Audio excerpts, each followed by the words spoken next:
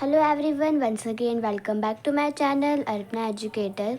सो आज के इस वीडियो में हम पढ़ेंगे क्लास 8 साइंस का chapter 1 crop production and management. तो चलिए इस वीडियो को बिना किसी देरी के स्टार्ट करते हैं।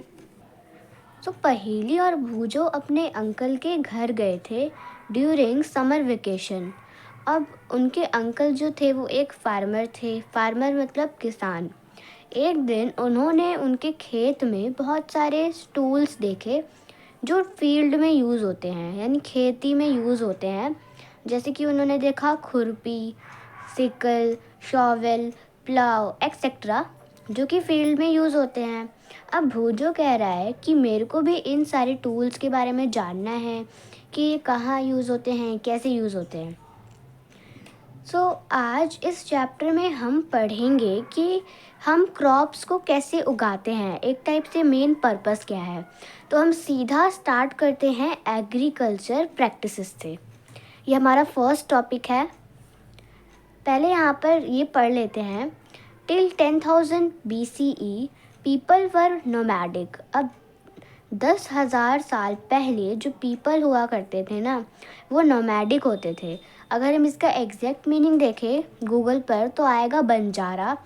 इसका मतलब ऐसे लोग जो वैंडरिंग का मतलब घूमते थे ग्रुप्स में एक जगह से दूसरी जगह तक।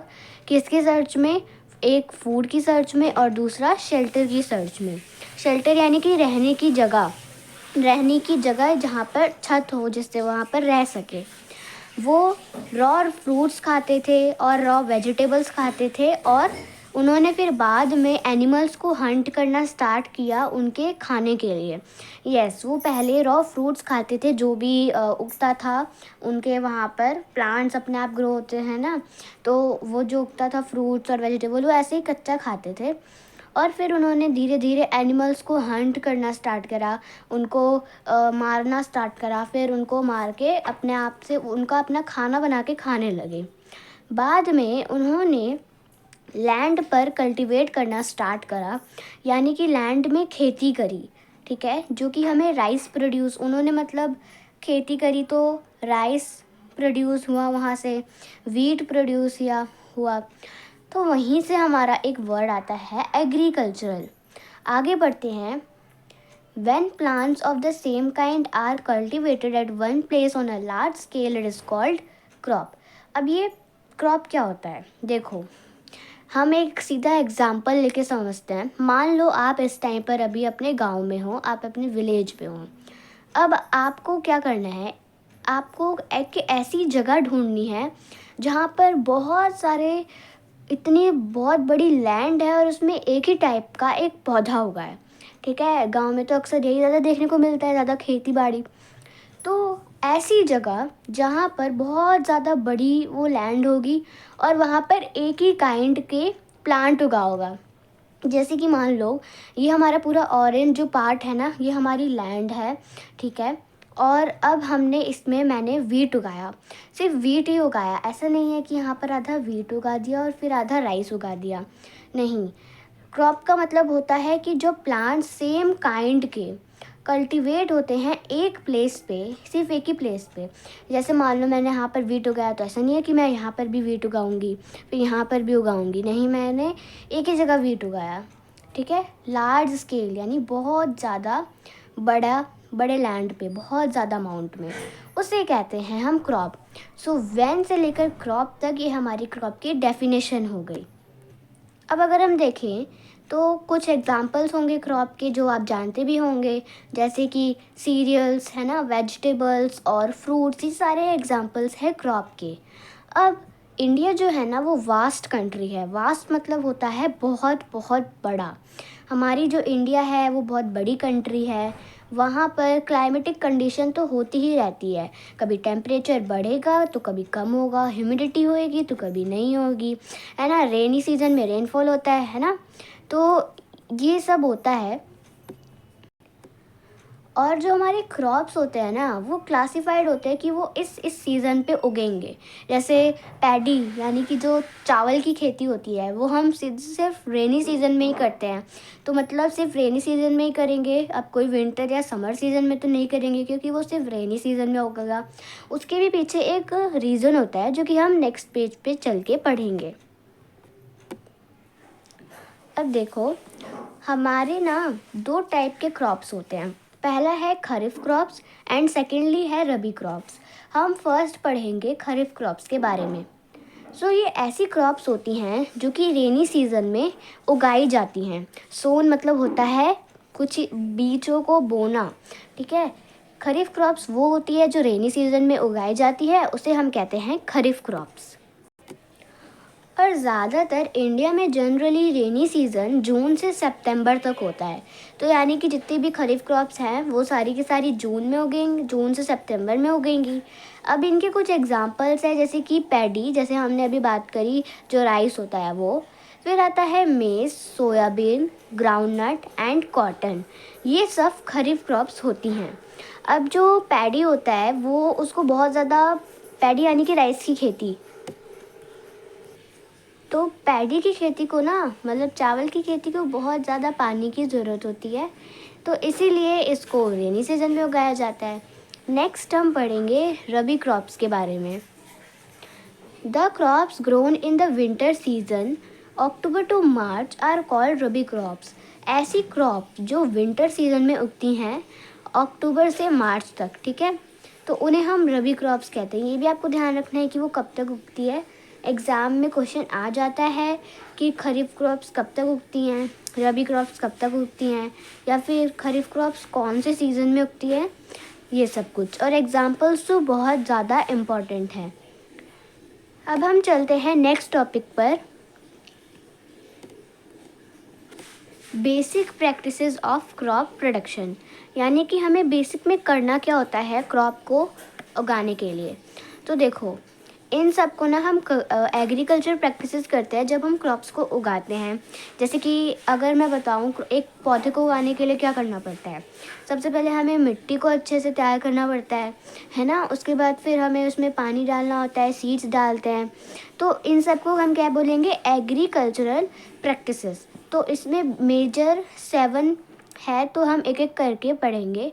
फर्स्ट है हमारा preparation of soil, then second है सोइंग, देन थर्ड है adding manure and fertiliser, fourth है इरिगेशन, फिफ्थ है protection from weeds and sixth है हार्वेस्टिंग एंड सेवेंथ है स्टोरेज।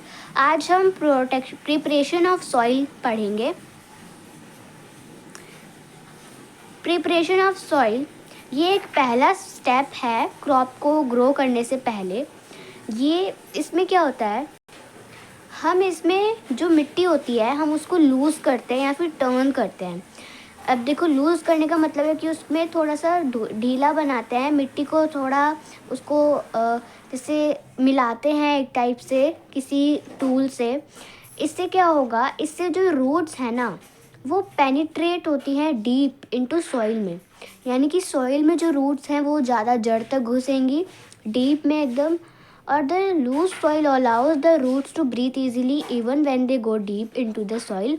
और अगर वो सॉइल में ज़्यादा डीप में जाएंगे तो वो तो और बहुत ज़्यादा अच्छा है, उनको सांस लेने में मतलब अच्छी ब्रीथ मिलेगी, ऐसा वो कह रहा है।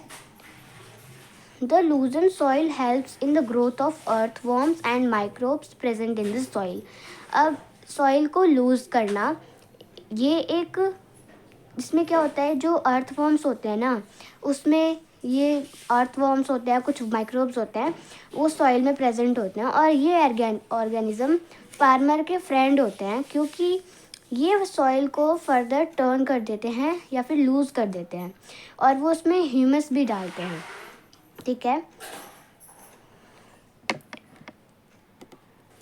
अब जैसे कि मान लो हमारे पास ना सॉइल है, ठीक है,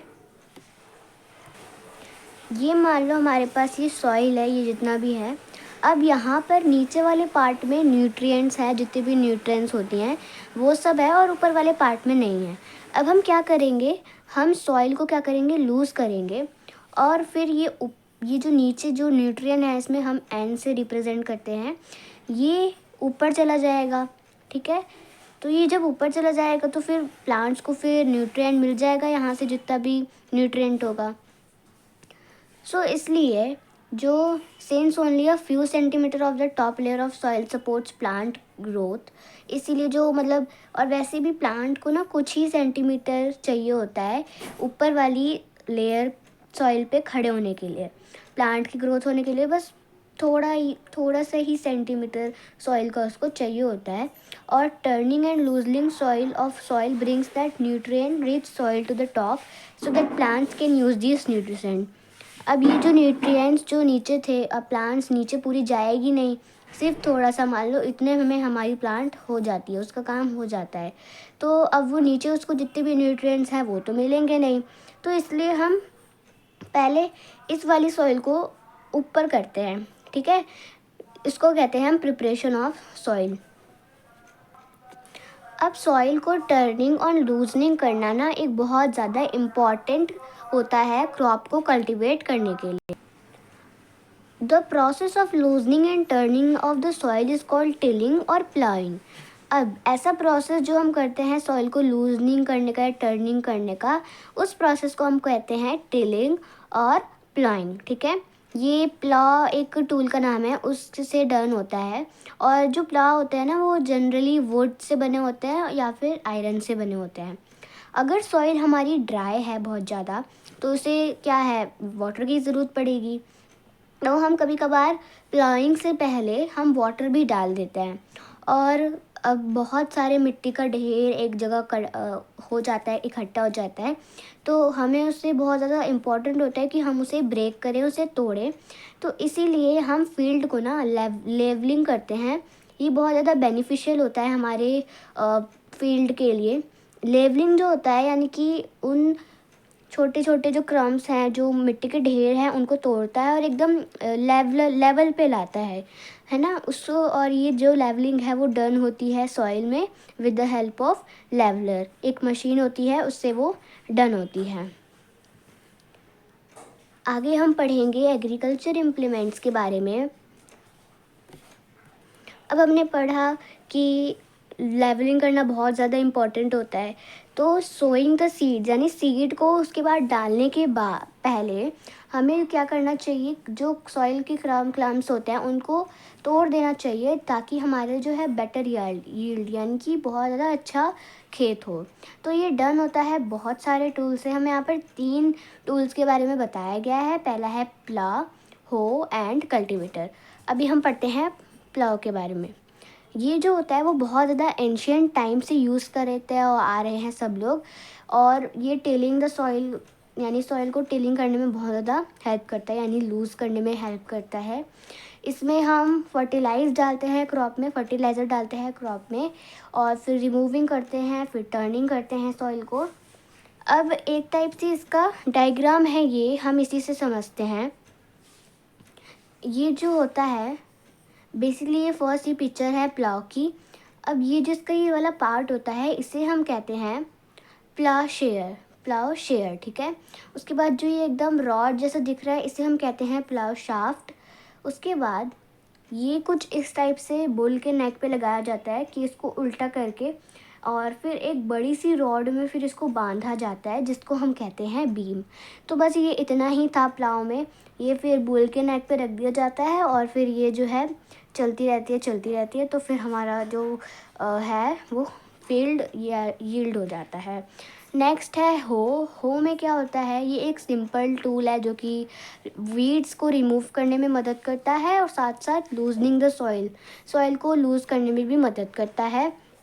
इसकी एक बहुत ज़्यादा लंबी रॉड होती है, वो वुड की होती है या फिर आयरन की होती है, ठीक है। एक स्ट्रॉन्ग ब्रॉड बड़ा चौड़ा सा एक झुका हुआ प्लेट होता है जो कि आयरन का होता है, वो फिक्स्ड होता है उस रॉड के नीचे, और वो एक ब्लेड जैसा काम करता है। ये जो है ये पुल्ड करा जाता है एनिमल्स के द्वारा। ये देखो ये हमारा ये है, ये हमारा रॉड है। यहाँ पर थोड़ा और भी बताया गया है, जैसे ये बेंट प्लेट है, ये ग्रिप है, ये हैंडल और ये बीम है, ठीक है। अब नेक्स्ट है हमारा कल्टीवेटर। कल्टीवेटर में क्या होता है, ये तो बहुत इजी है कि एक ट्रैक्टर होता है, उसके पीछे कुछ होता है, फिर वो जब ट्रैक्टर चलता है तो वो अपने आप कल्टीवेट होता जाता है ना। आप गूगल के थ्रू वीडियोस में भी देख सकते हो, तो उससे आपको बहुत ज़्यादा अच्छे से समझ आएगा। ये क्या करता है, लेबर को भी बचाता है और टाइम को भी बचाता है। अब टाइम तो समझ आया कि लेबर का टाइम बच रहा है, लेकिन लेबर कैसे बचाता है, क्योंकि देखो अगर लेबर यानी कि बहुत सारे मिस्त्री अगर हाथ से करने चलेंगे तो बहुत ज़्यादा मिस्त्री लगेंगे, तो ये इसी टाइप से लेबर को भी बचाता है और उसके टाइम को भी बचाता है। अब हम नेक्स्ट वीडियो में पढ़ेंगे सोइंग, ठीक है, नेक्स्ट प्रोसेस है सोइंग, तो वो हम नेक्स्ट वीडियो में पढ़ेंगे। तब तक के लिए अगर आपको ये वीडियो अच्छी लगी हो तो इस वीडियो को लाइक करना। मैंने और भी वीडियोस अपने चैनल पे अपलोड करी है, आपको उसे भी देखना है और मेरे चैनल को सब्सक्राइब करना है। अगर इससे रिलेटेड जो भी आज हमने पढ़ा है उससे रिलेटेड अगर आपको कोई भी डाउट है तो feel free to ask in comment section. अब मैं मिलूँगी आपसे नेक्स्ट वीडियो में। Till then take care and bye bye.